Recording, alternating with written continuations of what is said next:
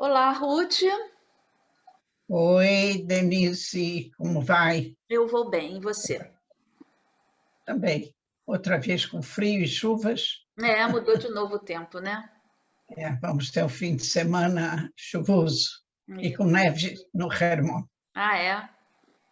É. Nesse caso, é possível? As pessoas vão para lá, para ou tá aberto? Quando está nevando, Ah, quando está nevando, não, que eles fecham as estradas porque se tornam muito escorregadias. Aqui não é como nos outros países, que neva uma opção de dias. Então, eles botam aquelas máquinas enormes para espalhar a neve nos cantos e desvencilha todas as obstruções no caminho. Então, como aqui neva algumas horas, depois para, então o que acontece? A neve vira gelo, porque chove também. Aí se torna escorregadia, perigosíssimo ah, dirigir sobre gelo, que é preciso ter aquelas rodas com correntes, coisa que o povo aqui não tem, porque não vai usar uma vez por ano, e tem anos que não neva, então ninguém vai fazer uma despesa dessa de botar essas rodas especiais. O que eles fazem? Eles fecham o acesso, as estradas para o Remona ficam fechadas. E depois a mãe na tempestade de neve, aí eles avisam que vai abrir dia tal, às tantas horas, e as pessoas, agora, por causa da corona, tem que reservar entrada, que é para não ter muita gente. acúmulo de gente, apesar de ser lugar aberto, apesar de ser uma montanha, mas as pessoas entram na loja, onde tem que alugar, quem não tem o seu próprio, aluga os apetrechos, então a loja fica cheia e é aquecida, porque é frio, de modo que, então, aí já muda completamente a, a forma de poder visitar. Certo. E aí fica isso também para evitar que fique 2, 3 horas em engarrafamentos, que a estrada final, a subida, não é uma estrada de 4 pistas, né? É uma estrada de 2 pistas, uma de ida e uma de volta, de modo que qualquer probleminha no carro, pronto, e faz Um um engarrafamento. engarrafamento de horas. Entendi. Não é França, não é A Itália, que Suíça. tem Suíça. Aqui é um país desértico, com clima desértico, que neva de vez em quando. Você já foi alguma vez ao Hermon? Muitas Ah, é? vezes. Muitas vezes. Quando eu vim, Ah, está entendendo? Na época, primeiro que tinha muito menos gente, em 70, né, a população era menor. A população que tinha carro também era menor, de modo que, e não tinha corona, né? De modo que a gente ia, o que nós fazíamos?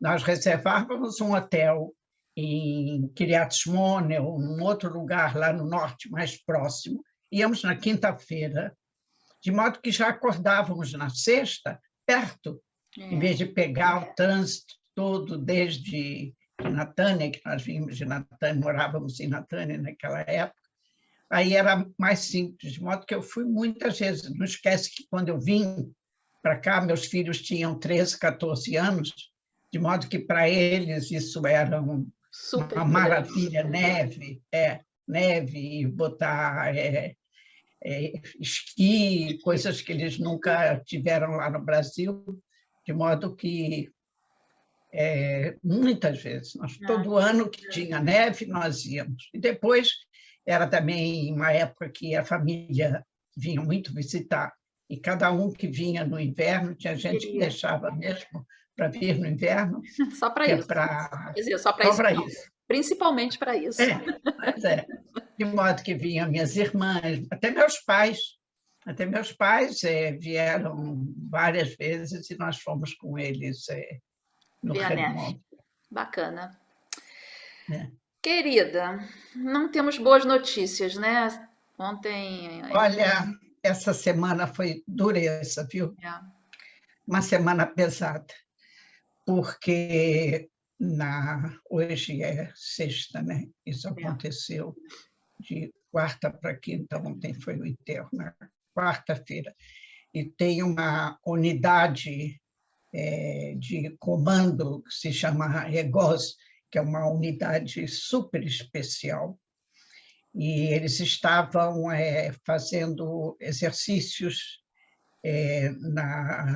no deserto de Judá, que é lá no Vale do Jordão, na parte oriental do Vale do Jordão, que lá tem condições topográficas especiais para fazer exercícios especiais, porque são essas unidades de comando, eles só fazem coisas difíceis.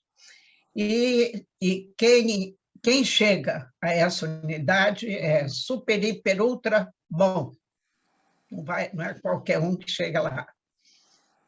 E na noite de quarta-feira, depois que tinha terminado já os exercícios, dois oficiais, todos dois, cada um comandante de uma subunidade, eles resolveram, depois das 10 da noite, quando já tinha terminado tudo, sair da base, que tem uma base fechada, não é uma base dessas construídas, é dessas bases provisórias que eles montam, né, aquelas barracas especiais na região onde vai ser o exercício. E eles saíram da base, porque na véspera tinha havido roubo de material bélico explosivo, principalmente material explosivo, e também de material de luminárias para iluminação especial à noite. Então, eles resolveram sair da base, os dois. Eles vão armados, logicamente, que nunca ninguém anda sem arma.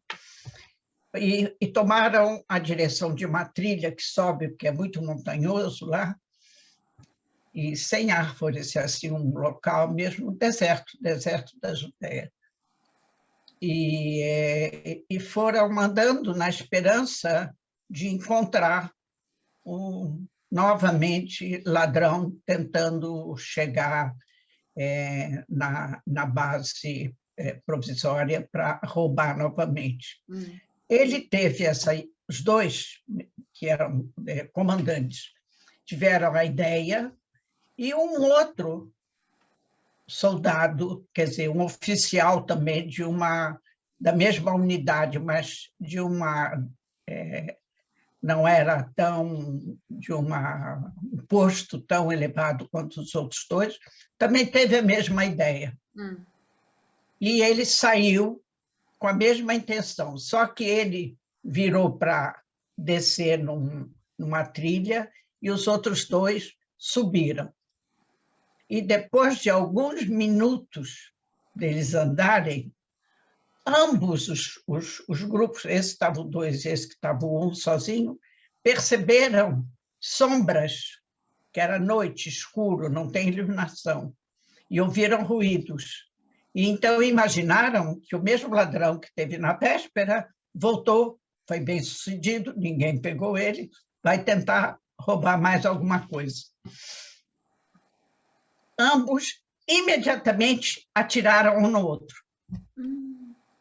Uma distância de algumas dezenas de metros. E os dois que estavam juntos morreram. Puxa vida.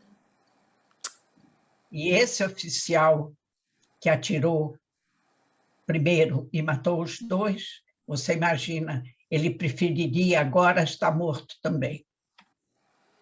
Jovens, 20 e poucos anos, casados recentemente e com crianças pequenas e outros que nem têm filhos. Olha, isso É, caiu mais como uma bomba atômica, porque uma unidade que só tem realmente soldados de primeira, com um treinamento para tudo. Eles fizeram tudo certo na forma de atirar. Eles cometeram 2 erros fatais. Depois, né? Agora eu estou falando depois de ouvir claro. tudo que todo mundo já falou, né? Todos os primeiro começa com o Ramatkala, o chefe das Forças Armadas, e o comandante da unidade total, e, o, e, o, e, o, e um homem, um soldado que já está na reserva, mas que também tem posto de general, que foi o que denominado para fazer a pesquisa, para estudar, para fazer também um tipo de julgar toda a situação para ver onde é que podia estar o erro. E a conclusão primeira dele, que isso foi só agora, ontem eles foram enterrados, agora que vão começar a debater tudo isso, é de que eles cometeram 2 erros fatais. Primeiro, que eles saíram sem, Avisar. sem avisar e sem também falar um com o outro. Eles tinham que ter comunicado ao outro grupo que estavam saindo. É. Essa foi. E segundo, eles saíram também sem material de comunicação, porque eles têm material de comunicação interna, Uhum. que se eles viram que tinha um suspeito que poderia ser o ladrão, eles poderiam imediatamente do aparelho deles de comunicação comunicar a base, que está o tempo todo tem alguém na escuta. 24 horas por dia tem alguém na escuta. E avisar. Não, eles estavam sem o aparelho de comunicação e eles não avisaram a ninguém que saíram. Então, um atirou no outro. Isso tudo que eu estou falando, esse tempo todo, durou menos de 6 minutos. Que coisa, né? Então, foi um Realmente, golpe. uma Golpe. tragédia, é. Hoje, por exemplo, todas as unidades do Exército, todas as unidades combatentes,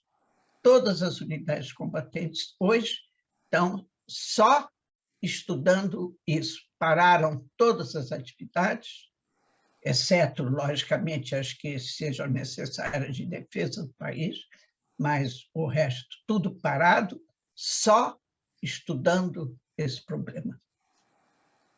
É um Que erro, né? foi Um erro fatal, né? É um erro fatal. Trágico. E esse outro soldado que atirou nesses 2, como é que ele tá de saúde? Está doente. Não, mas ele. Doente. Não. Não, ele não foi ferido. Ah, ele não foi ferido. Porque ele atirou primeiro. Hum, Ele atirou primeiro. Ele não foi ferido no corpo, mas ele foi ferido na a alma, alma, de um jeito que todo mundo está com pena dele claro. e ele está recebendo apoio psicológico e amigos e família e de todos os comandantes. Ele diz que ele está arrasado. Imagina. Ele involuntariamente, ele acabou com 2 vidas. Ai, ai. É, bem Isso é o complicado. que acontece num país como Israel, não acontece em outros países, que é um país que vive em permanente guerra. É, Aqui na não verdade, tem Ruth, fim. o que aconteceu aí, lógico que não vou nem comparar, porque são situações totalmente diferentes. E no caso, são pessoas preparadas, como você falou, escalando, alto nível, tudo. Mas alto esse escalão. tipo de coisa acontece quando, no caso, né, do Brasil, um policial vai fazer uma busca e qualquer ameaça ele sai atirando e de repente a pessoa que está lá, que morreu, é um Não tem civil, nada a ver. não tem nada a ver. Mas isso aí é um despreparo total, porque ele não, ele tem medo, o medo, né? E É. aí Não, se no bem caso aí, que não se pode comparar o que é, acontece com a polícia. Não, mesmo aqui também acontece, às vezes, a coisa de polícia é uma outra coisa completamente diferente de exército, uhum, porque a regulamentação para atirar são muito diferentes no exército e na a polícia. polícia. Cada um. Depois, o tipo de armas que a polícia usa e o exército usa. Está entendendo? De modo que são duas, pode acontecer, como você está dizendo, também assim, em simples buscas. Você vai fazer uma busca e você acha que o outro te ameaçou e o guarda, a polícia tem arma e atira e acontece. Mas é completamente... E nem o preparo É, pois é. do policial é o mesmo do preparo do soldado, principalmente de um oficial de uma unidade dessa, essa unidade EGOS, que não tem, é uma coisa fora do comum. De Não. modo que o país realmente estremeceu. E, antes disso, né, foi na véspera, foi anunciado aqui que o Serviço de Informações do Irã tentou conseguir, através das redes sociais,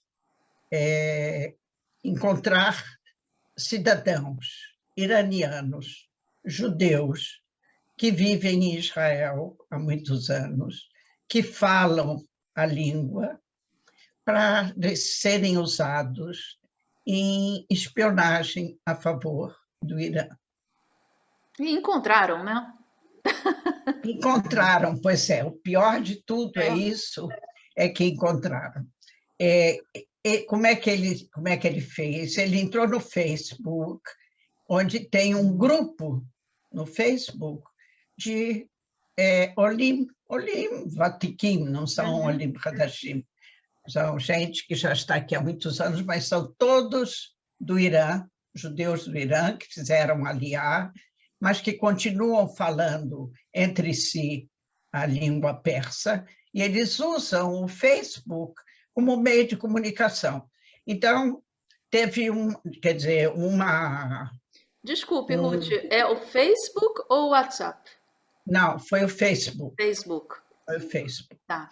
Facebook, e isso começou em 2019, quando eles começaram a tentar entrar na rede, né? Porque também é preciso que você tenha possibilidades em matéria de cyber para entrar numa rede estrangeira, É. que principalmente em Israel, que se preocupa muito com esse tipo de proteção.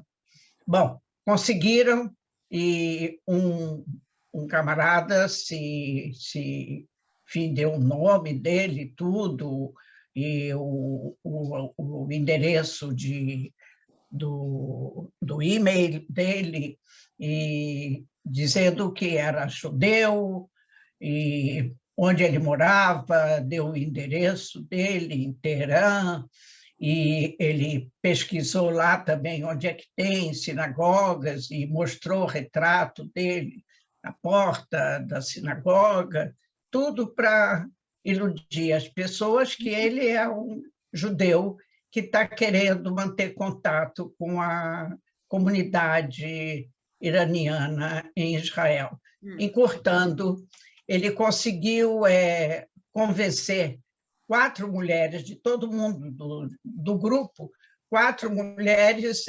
continuaram mantendo com ele o diálogo, ele chamava, mandava notícias, mandava tudo isso para captar a confiança. Não é que hoje ele falou e amanhã ele já disse o que ele queria. Mas foi demorando, começou em 2019, e lá pelas tantas, o Mossad captou isso e deixou, né? Ficou acompanhando e deixou eles conversarem e falarem, e ele oferecia, e começou a fazer pedidos. Eu tenho tanta vontade de ver como é que é isso, como é que é aquilo, e pedia que elas fotografassem, digamos, a embaixada americana em Tel Aviv. Depois pediu, por exemplo, para tinha eleições, foi aquele ano 2020, que teve eleições atrás de eleições, fotografar, por exemplo, uma célula eleitoral, como é que funciona, a fila lá dentro, e elas, cada um, que uma era de Farsaba, uma era de Holon, uma era de Jerusalém, e a outra era de uma outra cidade aí que eu não me lembro, 4. Então, que cada uma no seu lugar fotografasse, por exemplo, o dia das eleições, que fotografasse, por exemplo, quando se faziam aquelas manifestações enormes ao lado da casa do Netanyahu, lá em Jerusalém. Mas ele queria não só a fotografia das pessoas manifestando, mas também da casa, os lados, o que se podia ver da casa lá em Jerusalém, lá na rua Balfour. Depois pediram, por exemplo, que elas fotografassem, se elas tivessem, que ele só pegou mulheres de 40, 50 anos que já tivessem filhos no exército, com a intenção de, quem sabe, depois, através dos filhos, conseguir notícias. Se, por exemplo, os filhos delas, que servem no exército ainda, que mandem retratos deles, né? Assim, no exército, ao lado de alguma coisa. Elas não eram, elas se conheciam Não, elas não se não. conheciam. Você vê que ele pegou em 4 cidades diferentes, onde elas não pudessem também ter contato, e as conversas não eram com as 4, ele pegou cada uma individualmente. Entendeu? E uma delas, que era mais, que aceitava mais as sugestões dele, então ele sugeriu que ela abrisse um café nas proximidades do Ministério da Defesa, lá em Tel Aviv, que lá tem café, que soldados, oficiais, todo mundo que trabalha ali, é um local também de muito movimento, que ela abrisse um café, que ele ia mandar o dinheiro, ele ia dar o dinheiro, ela abrisse o café e fotografasse as pessoas, só tinha interesse em militares, não tinha interesse em civis que apareciam lá. E, para provar isso, ele mandou para ela uma passagem para ela ir para a Turquia e se encontrar com um agente dele que ia dar um presente para ela, ia trazer, porque ela estava agindo tão bem com relação a ele, queria presenteá-la. Aí ela foi para a Turquia, com passagem que ele mandou, e quando ela estava lá no hotel, uma pessoa que não era ele, pelo menos não era o que estava na fotografia que ela via, que disse para ela: olha, na loja de frutas aqui em frente do hotel, tem uma pessoa te esperando, que ele trouxe um presente para você. Aí ela foi lá, era uma caixa, e dentro da caixa tinha $3.000. Então, ela ficou muito espantada, né? E achou que era uma maravilha, porque para mandar uns retratos, não sei o quê, $3.000. Bom, depois que eles começaram, ela voltou. Nesse ponto já tinha passado mais de um ano, né? Que eles estavam acompanhando. Aí, então, o Shabak e o Mossad resolveram fazer um acompanhamento mais intenso. E começaram a ver que realmente algumas delas, uma delas tinha filhos no exército, que então eles estavam procurando obter também informações, como é que acontece isso, como é que acontece aquilo. Aí eles acharam que era demais. E se bem que eles mesmo agora, né, quando anunciaram tudo, disseram que tudo que eles pegaram todo o material que elas passaram, de modo que isso não tem nada que ameace a segurança do país. Mas o simples fato de um agente iraniano conseguir iludir e atrair 4 mulheres, ele amanhã poderia... Ele diz que isso foi coisa de quem não tem nenhuma experiência profissional. Se eles vissem que isso dava certo, eles poderiam, então, adiantar, dar mais um passo, e, em vez daquele boboca que eles usaram, usar um outro que é realmente um profissional de espionagem, que ia também encontrar a pessoa, porque também tem que saber encontrar a pessoa indicada para fazer o que ele quer. Então, eles resolveram, mas simplesmente tinha que parar, que é para mostrar ao Irã que aqui ninguém está dormindo. As 3, e o marido de uma delas, que achou muito interessante também e resolveu ajudar, os 4 foram presos e chamados a serem inquiridos, várias inquirições, inquéritos, e todos os 4, 5 estão com como é que se chama? Mirtav, que se diz carta de acusação, mas tem que ter uma outra palavra em português, não é carta de acusação. Processo, é um processo? É um processo de acusação, estão presos. E estão presos todas as 4, e o marido também, e serão julgados.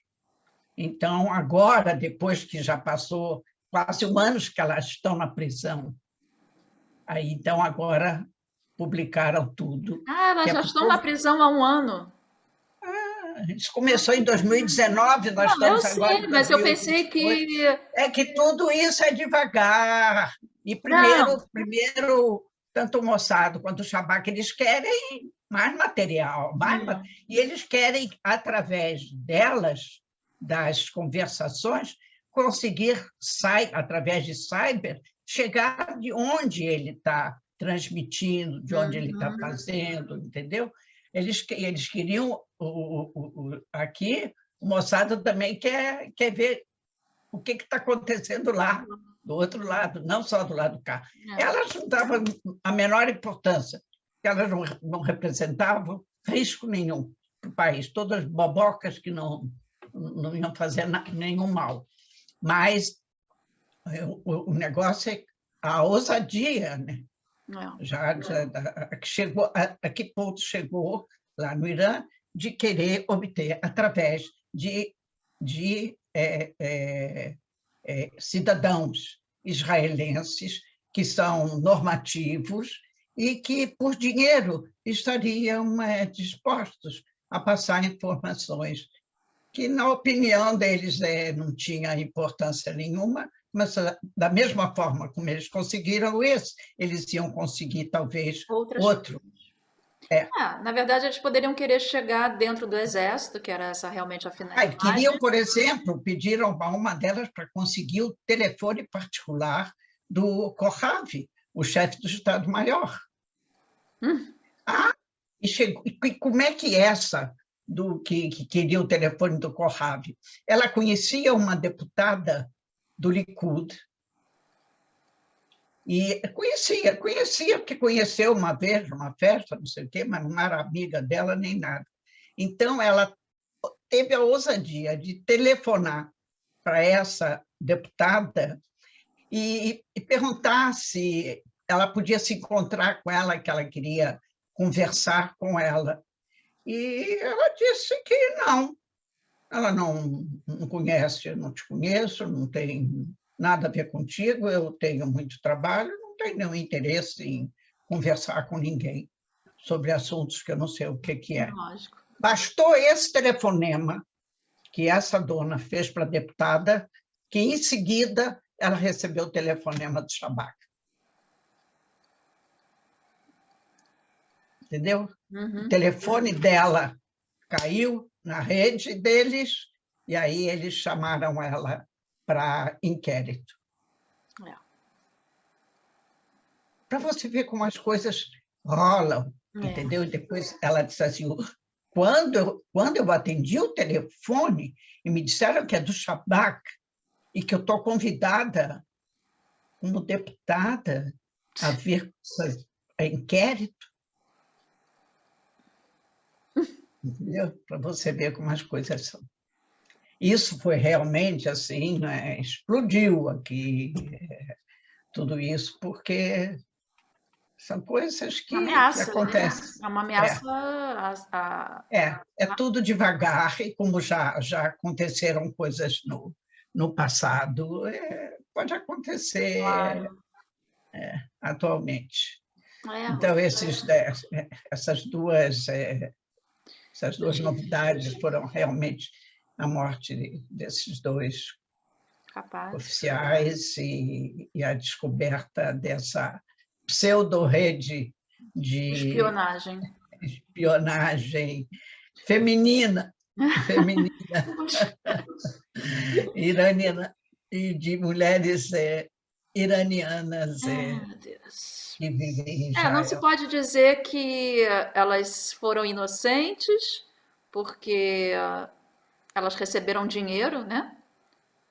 E, ao mesmo tempo, pode-se dizer que, além de serem corruptas, né? Elas são burras. Burras?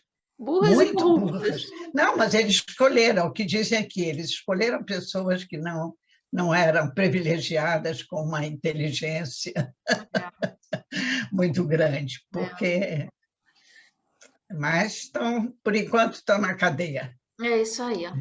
Para aprender algumas coisas importantes na vida. É verdade, é verdade. Outra coisa que aconteceu essa semana, profundamente desagradável, é que agora, semana que vem, é Tu B'Shvat, né? É o dia da árvore. Agora, segunda-feira, dia 17. Domingo. Hã? Acho que é domingo. Começa domingo, mas o Tu B'Shvat é na segunda-feira. Começa 16, segunda. Então, e todo ano, nas vésperas de Tu B'Shvat, o Keren Kayemet faz propaganda para plantio de árvores, para as pessoas comprarem árvores, plantar, organizações que escolhem um determinado bosque e não sei o quê, e o Keren Kayemet, em geral, faz isso mais no Negev, que é um lugar muito grande e muito pouco arborizado. Então, eles começaram domingo, segunda, terça, começaram domingo a plantar numa área de duas áreas assim de 150 metros, próximas de uma aldeia beduína. E quando os tratores, as outras máquinas começaram a chegar lá e com aqueles brotos, né, de árvore, que são umas coisas assim pequenas, não é uma árvore, né? É um broto. E para fazer plantio, que agora é época de chuva, então é bom plantar, e as raízes novas recebem água, etc, etc. Começou uma baderna dos beduínos contra os empregados de Keren-Kaem, que estavam lá trabalhando, e aí teve que vir polícia, eles começaram a tirar pedras nos carros que passavam pela estrada, que não tinha nada a ver com isso, pessoas estavam circulando nas estradas, tem a estrada 25, a estrada 90, que leva para muitos lugares mais ao sul.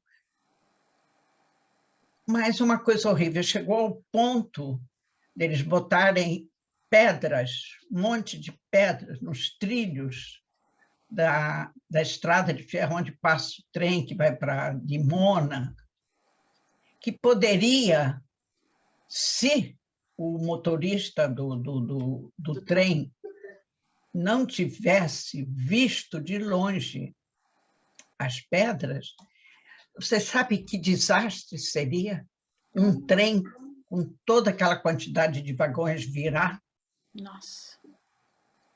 Então, aqui, a polícia, o exército, o governo, tudo começou a dizer, não é simplesmente uma revolta porque estão plantando árvores ao próximo da aldeia onde eles moram, porque eles alegam que aquele terreno, aquela terra, é deles. Não é, porque para você planejar, botar pedras no leito da estrada de ferro, nos trilhos da estrada de ferro, é porque você quer matar muita gente. Você não quer matar um judeu, 2 judeus. Você quer matar centenas, porque o trem vai virar com todos os vagões e vai morrer muita gente. Então, foi domingo, segunda, terça, incendiaram carros, explodiram. Polícia lá, foram presos mais de 30. Aí veio o tal do deputado Mansur Abbas, que é do tal do partido RAM, que apoia a coalizão, e foi lá no local para explicar que é impossível, dessa forma, ele continuar apoiando a coalizão, porque ele veio para a política e com esse partido dele e tudo, com a intenção de ajudar a população beduína que vive no Negev. E que, se não tiver nenhum apoio para eles, se eles não tiverem nenhuma possibilidade de melhorar a vida deles, é que vai ser muito difícil para ele conseguir continuar na coalizão. E, enquanto isso... Ele defendeu essas atitudes desses... Não, ele não defendeu as atitudes. Ele achou que eles não precisavam fazer essas manifestações tão violentas, mas ele não apoiou as o plantações. fato de que o Keren-Kaem estava fazendo as plantações, como faz todo ano, em homenagem ao Ano Novo das Árvores, em Tupishvat. Não é uma novidade. Entendeu? Então, ele veio lá e fazendo discursos que há anos que estão falando sobre esse problema da possibilidade dos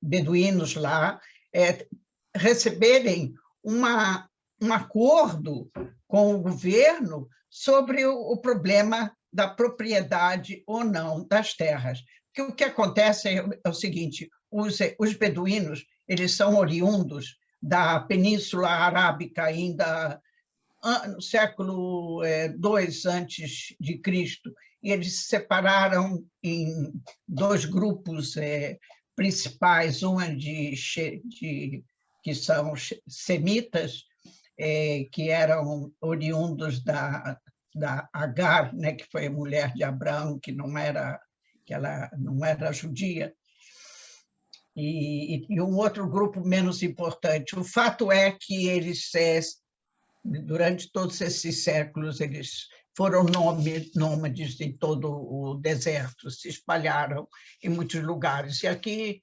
nessa região primeiro eles chegaram no Sinai, depois do Sinai eles passaram para o Negev. E eles, durante esses 70 e tantos anos, 70, vai fazer 73 agora, de independência de Israel, vários governos, a maioria dos governos, tentou chegar a um acordo com eles. O problema é que a tradição deles não é a tradição de morar em cidades. Eles moram em cabanas que eles vão trocando de acordo com a região que tem água e que tenha folhagem para alimentar. Eles criam rebanhos, mas não é bois nem vacas, eles criam carneiros, bezerros, coisas assim, que aí eles têm leite, eles têm carne, e eles têm o pelo, a lã, que dá para eles fazerem roupas, e eles vão caminhando por aí esses séculos todos. Agora, já nesses últimos governos, desde Netanyahu, em 2005, 2009, começaram a fazer reuniões ministeriais e reuniões governamentais para conseguir chegar a um acordo. Em parte, chegaram a um acordo, foi construída uma cidade lá próxima de Beersheba, Raat, que é a única cidade, assim, cidade mesmo, em termos de desenvolvimento urbano. E esse Raat tem lá quase 75 mil habitantes, todos só beduínos, eles não se misturam com os outros muçulmanos. E eles vivem até hoje em tribos. A constituição social deles é tribal. Então, cada tribo dessa tem não sei quantas famílias, e eles vivem constroem aquelas cabanas especiais que resistem à chuva, ao frio, a calor, e fazem tudo junto. Agora, acontece que, com esses anos que foram passando, a primeira geração que estava lá no início da criação do Estado era uma geração que respeitava a lei, a lei de Israel, e respeitava a lei dos chefes religiosos, que principalmente a lei deles é lei religiosa e tem os chefes religiosos que eles respeitavam. À medida que os anos foram passando, esses jovens de hoje que estão aí fazendo essa balbúrdia toda, eles não respeitam ninguém, nem as leis de Israel e nem as leis da religião deles. E como esse problema que eu expliquei já antes, de serem poligâmicos, os beduínos são poligâmicos, eles têm várias mulheres, então cada pai tem um montão de filhos. Israel não reconhece todas as mulheres que cada homem desse tem. A primeira, com quem ele casa, que faz casamento religioso, é registrado no Ministério do Interior, que aqui não tem casamento civil. Então, faz casamento religioso. Os demais não são reconhecidos. Agora, entre eles, as intrigas que existem, isso não é problema do governo.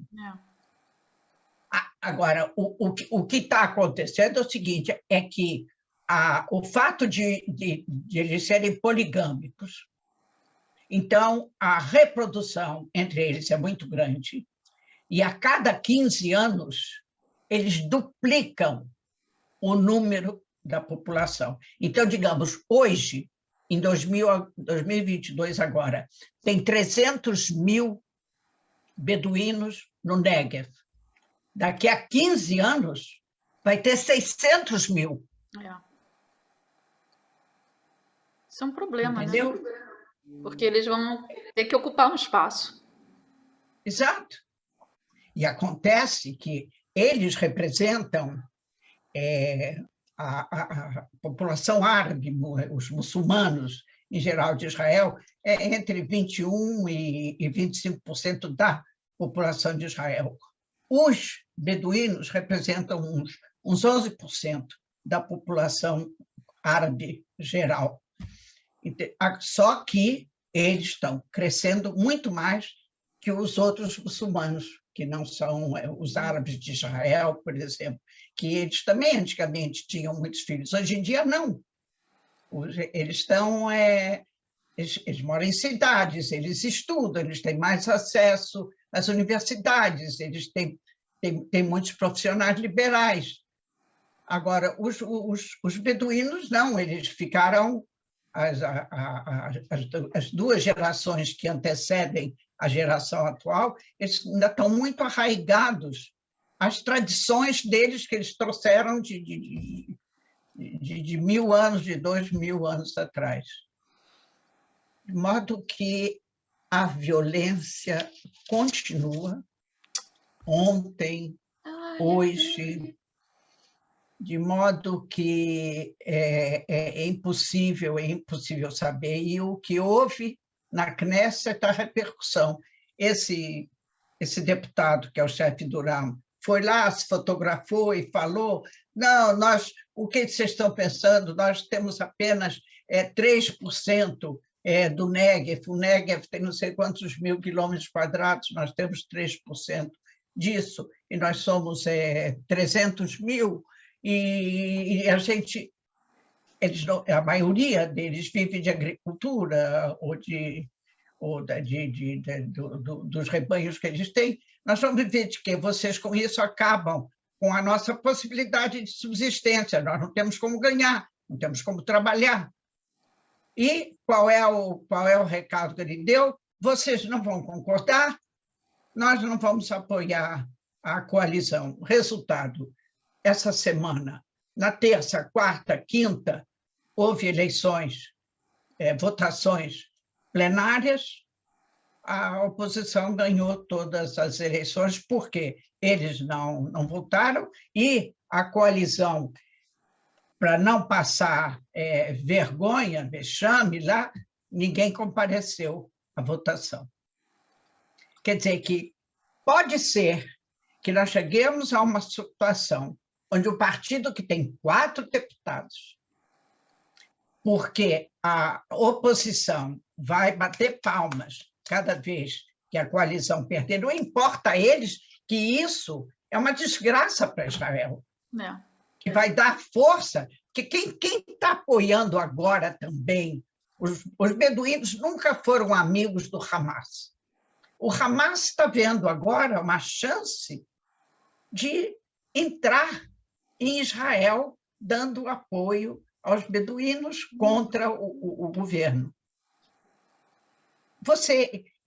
Isso que eu digo, isso que acontece aqui em Israel não existe em país nenhum Não é do verdade. mundo. É porque os problemas, eles surgem do nada, né? Onde você não tinha um problema, ele aparece.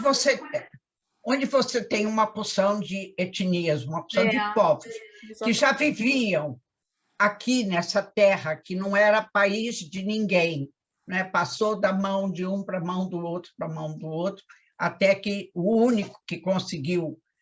Por que os árabes todos que estavam aqui, que eram muito mais do que os judeus, por que eles nunca criaram um país? E quando tiveram a oportunidade de criar, recusaram. Porque eles queriam ou tudo ou nada. E Israel se conformou de ter um pedaço.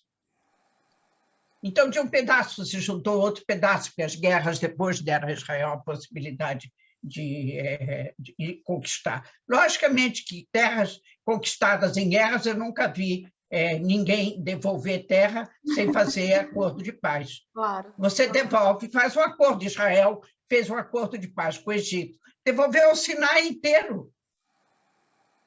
Devolveu todo o Sinai ao Egito. Israel chegaria a um acordo com os palestinos.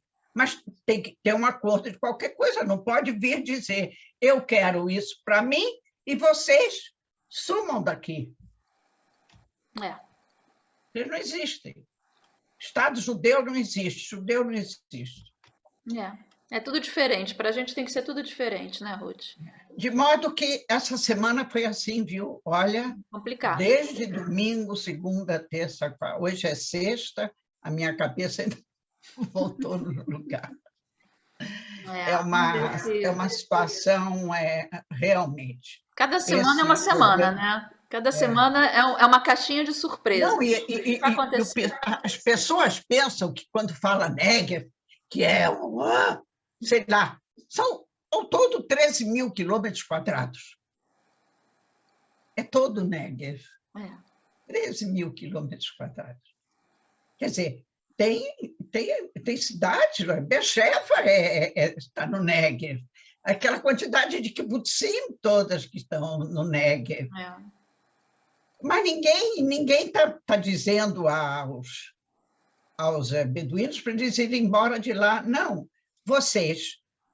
Tem, por exemplo, uma cidade, tem 18 Ishuvim beduínos reconhecidos, quer dizer, eles fizeram tudo como tinha que fazer, acertaram a propriedade de terras, construíram as infraestruturas, e eles vivem lá nos Ishuvim deles. Agora, os outros não querem fazer isso. Então, não quer, você quer viver como nômade, você escolha o mar, vai para o mar. Não, ou então escolha o lugar que está disponível, não imponha, né? Não, mas eles não podem escolher lugar disponível, porque as terras de Israel têm dono. Tudo que não é particular pertence ao Keren Kayemet. Sim, eu estou falando disponível. Como porque o Keren Kayemet, ao longo desses anos todos, todo mundo ria daquelas caixinhas azuis. A gente lá no Brasil não entendia esse negócio, comprar terra, mas nada comprar terra. Todo esse dinheiro no mundo todo é para ela. Essas terras tinham donos. Vocês compravam. Tudo foi comprado, nada foi doado. Foi comprado. Todos esses multimilionários judeus no mundo todo que contribuíram e que compraram, deram dinheiro para comprar. Agora, você quer comprar terra? Compra. Compra terra e faz o que você quiser. Árabes aqui, você vê na Judéia e na Samária, tem quantidade enorme de terras que são árabes. Eles compraram, eles têm documentos, ainda na época do mandato britânico. Eles têm documentos provando que eles compraram.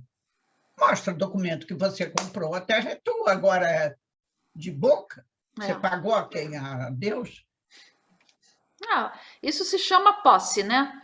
Quando posse, exato. Você ocupa um espaço se apossar, não dá para se apossar. Você quer se apossar das terras e quer usufruir do Bitur Leumi para pagar a pensão para os 30, 40 filhos que você faz. Você quer escola, você quer saúde, você quer hospital. De onde? Todo mundo quer isso, né, Ruth? Todo mundo quer. Ai. Diz lá para o pessoal brasileiro que vive nas favelas, que lá no Rio, que eles venham para cá, que aqui eles vão ter escolas, hospital, tudo de graça, casa, energia elétrica, água, tudo de graça. Vem todo mundo. Todo mundo vem para cá. Quem não quer, né, Ruth? Ai, que triste. A gente ri, mas a gente não. A gente está rindo de tristeza, né? Porque é uma situação muito, muito ruim em todos os sentidos, né? É ruim para eles, é ruim para a gente.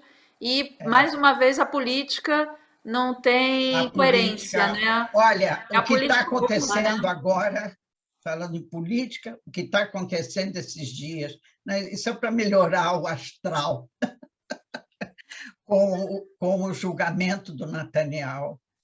Eu te digo, eu confesso, eu não sou adepta do Netanyahu, mas tem um limite que uma pessoa pode ultrapassar o bom tom como um homem que está na política há muitos anos, que já foi primeiro-ministro durante 12 anos, já foi deputado, já foi ministro, continuou deputado.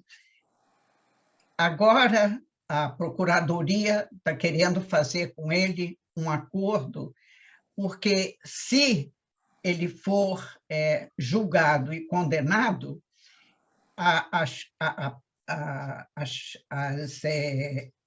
penas que ele pode receber por cada um dos 4 processos que ele está sendo julgado, pode chegar, inclusive, à prisão. E prisão também aqui tem uma coisa que se chama calomnia. Se você cometeu infrações que essa palavra calomnia, em hebraico, quer dizer vergonha, que inclui vergonha, você, como um político, depois que você foi julgado e condenado com essa pena, você não pode ser um homem público, você não pode mais trabalhar em vida pública, como nada, nem como político.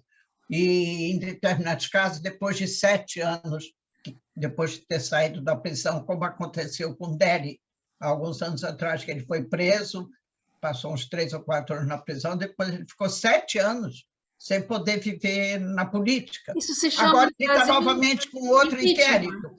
A gente chama isso de impeachment.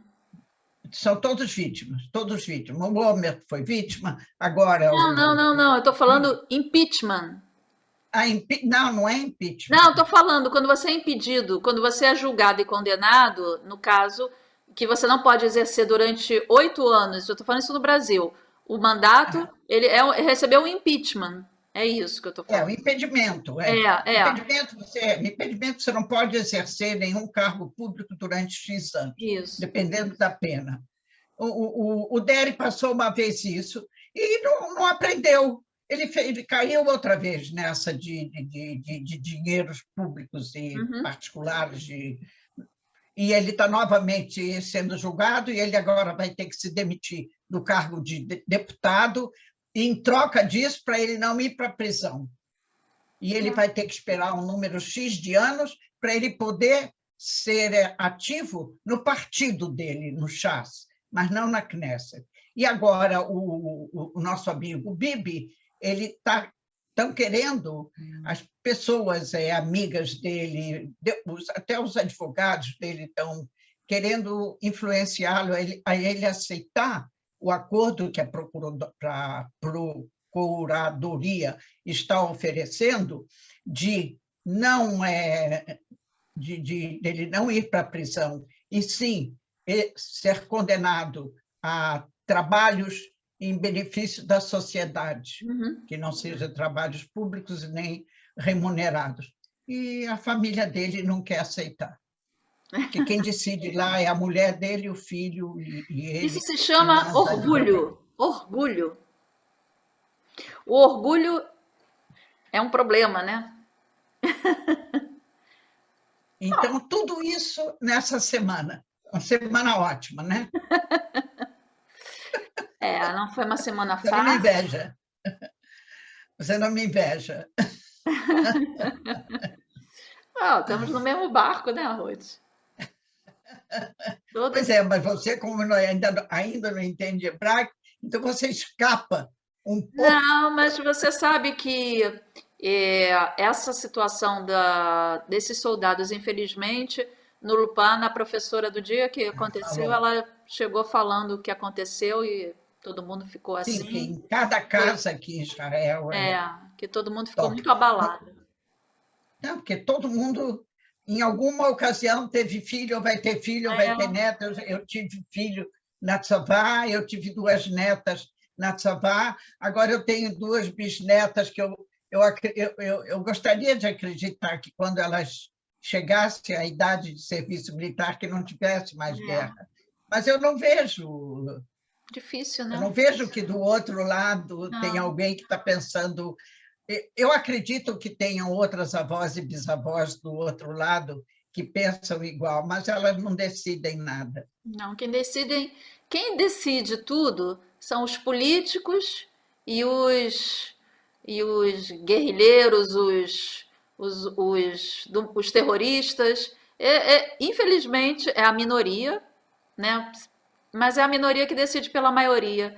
É assim, a vida, eu acho que não só aqui, mas em todos os lugares, né? A gente tem uma cúpula que cuida do povo, né? Então, assim, o povo, na sua maioria, fica à mercê dessas cabeças que se diz pensantes, mas às vezes não são pensantes. Eles Pois pensam. é, minha querida, mas acontece que o povo é que tem toda a força no Sim, voto. é, O problema é esse, é que o povo é que põe essas pessoas lá. eu sei disso. Mas existe todo um Isso, mecanismo, isso né, me Ruth? aborrece, que cada um pense antes de jogar aquele papelzinho assim na urna. Mas para as pessoas pensarem, elas precisam estar informadas do que acontece, elas precisam acompanhar e não se alienar, porque o que Elas faz precisam acompanhar, porque as informações existem aqui existe. demais, Pois é. demais. Rádio, jornal, televisão, meu Deus, te martela o dia inteiro. É. E também a boa informação, né, Ruth? Porque também tem gente que se informa por, por Bom, meios tem vários errados. canais, tem vários É. jornais, tem vários. Você escuta daqui, escuta de lá. Sempre esses painéis de discussão na televisão, eles botam representantes de todas as correntes. Então, você tem chance de escutar Os dois o que lados. cada um fala, quem é a favor, quem é contra, quem é muito pelo contrário, está entendendo? Você É. tem chance. Agora, você tem que sentar e ficar escutando isso, ou você tem que pegar jornal, como eu pego, e vou para a cama e fico com o jornal de noite até meia-noite, 1 hora da manhã, É. para saber o que esse disse, aquele disse, o que esse falou. Olha só. Porque jornalistas É. bons tem aqui. Tem sim, claro que tem. Tem bom, Muitos tudo. jornalistas de excelente qualidade. É. Muitos. Em todas as correntes. A gente tem que peneirar e ter um discernimento. Esse é a nosso grande desafio, né? E abrir a cabeça. Eu acho que o mais importante de tudo é a gente estar com a mente aberta, porque a solução fácil é a que as pessoas costumam se inclinar mais, né? E não existe uma solução fácil, existe? Olha, eu te digo, minha querida, por essas gravações que nós fazemos, eu vejo as minhas amigas brasileiras que estão aqui há 50, 60 anos. Não são pessoas despreparadas, muito pelo contrário, mas elas não têm essa paciência de gastar tantas horas por dia para ficar ouvindo programas políticos e lendo jornal, e elas preferem ouvir isso que eu falo aqui Resumo. contigo, entendeu? O É muito resumo comum. Elas dizem, eu já pego isso mastigado, resumido. é o caminho fácil. Enquanto isso ela está vendo um concerto na televisão, está vendo um teatro na televisão, está O que não é entendendo? ruim E a também, Ruth, né, Ruth? O que não é ruim também, né? Pelo menos a mente tá ocupada com uma não, coisa é boa. muito bom, mas aí como é que vai saber das coisas? É verdade. Tem que ter um tempo para cada coisa, não é isso? É isso aí, É isso querida. aí. Um Shabbat É, Shalom, um Shabbat com muito muito Shalom. obrigada. É. Eu sempre eu fico falando assim, isso é uma coisa que eu falo, Shabbat com muito Shalom. Aí eu penso assim, é Shabbat com muito Shalom ou com muito. Shalom é feminino, masculino? Como é que a gente fala? Shalom, É. Shabbat com muito Shalom tá errado ou tá certo? shalom, shalom, shalom. Nossa, agora você me pegou, shalom é É, né? masculino. Shabbat Kalá, Shabbat, não, Shabbat Shalom. Shabbat Shalom. Shalom, Tanto fica Shabbat Shabbat Shalom, Shalom. tira o Não como muito. precisa ser Não sei. como é que se chama? A brachá clássica é Shabbat Shalom, né? Com muito poucos é Shabbat Shalom. Se for Shabbat Shalom, é sempre muito. É muito, é isso aí. Então tá, Ruth. Um beijo e até Um a beijo, próxima. obrigada, até. Obrigada a Shabbat Shalom. você. Shabbat Shalom.